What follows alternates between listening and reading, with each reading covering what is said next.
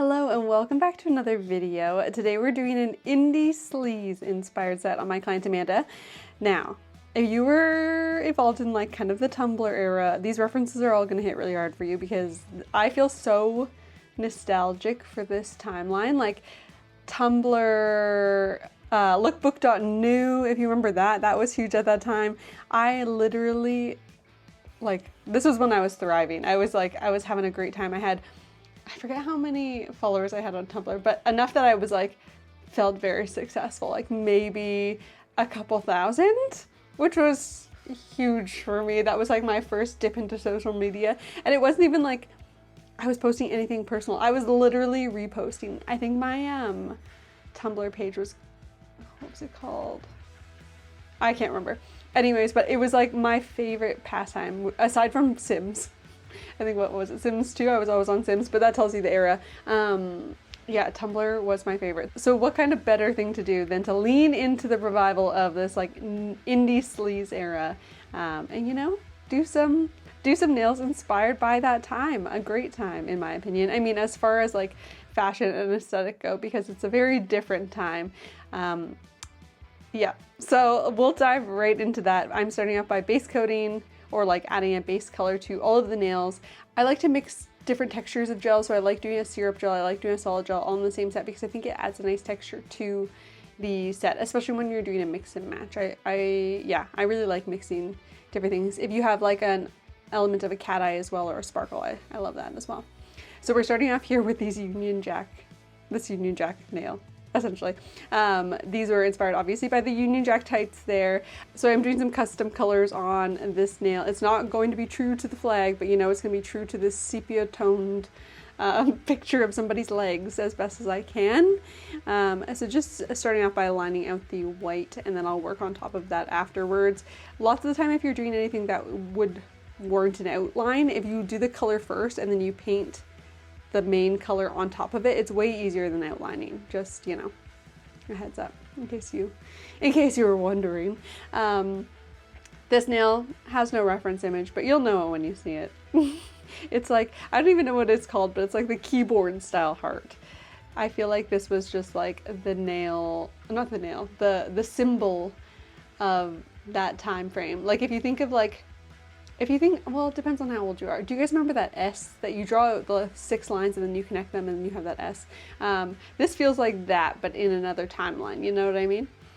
But yeah, I'm using a Nail Bio liner brush, which I love. It's so skinny and makes line work really nice. And then I'm using a liner gel. I believe this is the D-Gel liner gel, which is great. I mean, it's great for this. I'm just using that to fill in. I like using, especially when I'm doing more detailed stuff, I like using a liner gel, because if you're using a bottled gel, lots of time the bottled gel can kind of disperse on the nail and you don't get as crisp of lines.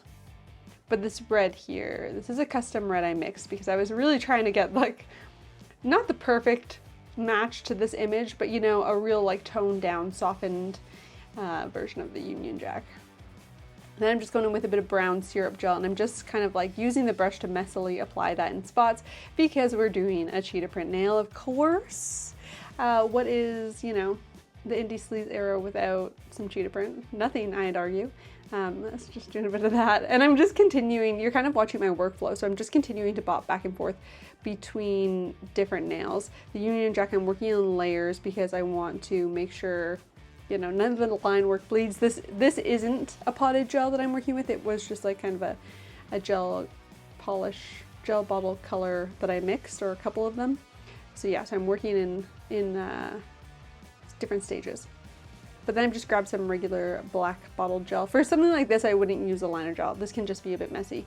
So I'm just grabbing that and I'm just outlining the brown spots before picking up a bit more of that gel and then just kind of dotting it all over to fill in the gaps between all the brown spots. I always find it interesting. If you look close at a cheetah print, lots of time it's primarily these black spots and very few of the kind of brown spots in between.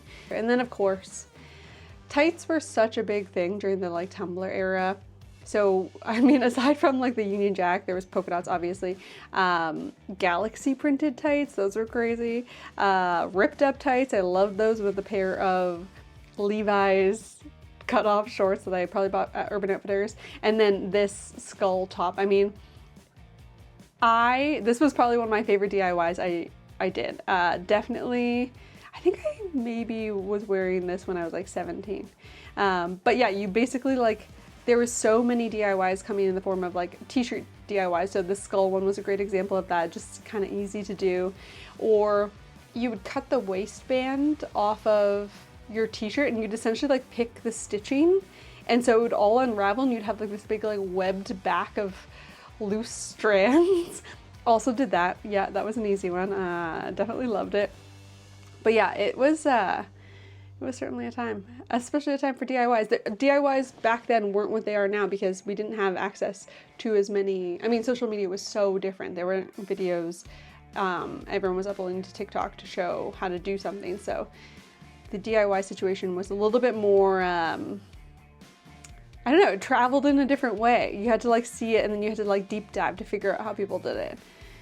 But just using a bit of a brown shade to add more of a sepia vibe. Sepia. What's the right pronunciation? We don't know. I don't know. You probably do.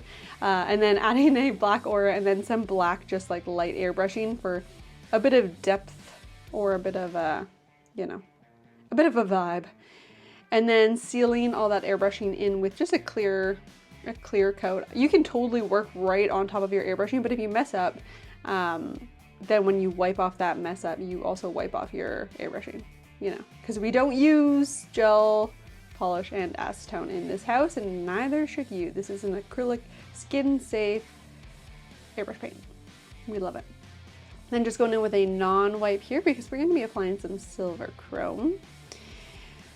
Yes, this nail is actually one of my favorites, I think, in the set. I mean, how do I choose? They're all really good.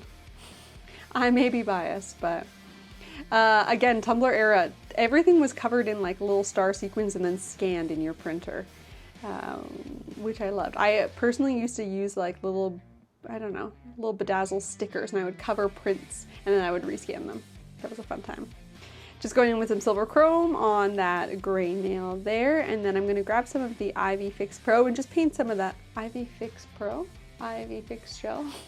and paint some of that on before sticking some studs on, because yes, this set needs studs. Of course it does. Give that a flash cure before I give it a full cure. And then grabbing some glitter because we were emulating this eye look.